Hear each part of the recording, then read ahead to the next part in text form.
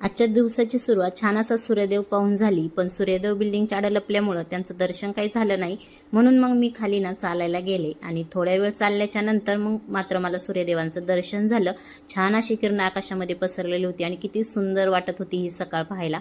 त्यानंतर चालून घरी आले. घरी आल्याच्या नंतर कोमट पाणी प्यायला घेतला. तर कोमट पाणी पिण्याचे ना खूप सारे फायदे असतात. त्यामुळं रोज सकाळी उठले ना की मी पहिल्यांदा कोमट पाणी पिते, नंतरच माझ्या सगळ्या कामांना सुरुवात करते.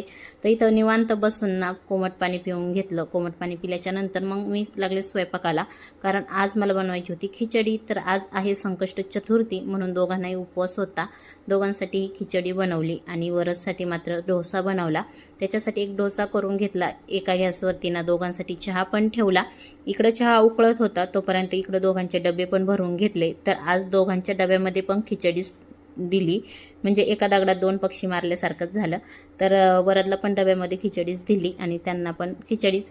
तर ते ऑफिसला गेल्याच्या नंतर आणि वरद स्कूलला गेल्याच्या नंतर मग मी देवपूजा करायला घेतली आणि मस्त निवांत देवपूजा केली. त्यानंतर मी हे जो बेडरूमचा कोपरा आहे तो आवरायला घेतला, कारण की आज रात्री येणार होती आमच्या घरात एक नवीन वस्तू. तर संकष्टीच्या मुहूर्तावर ही नवीन वस्तू आम्ही घेतलेली होती. चला, व्हिडिओ आवडत लाईक, सबस्क्राईब, बाय.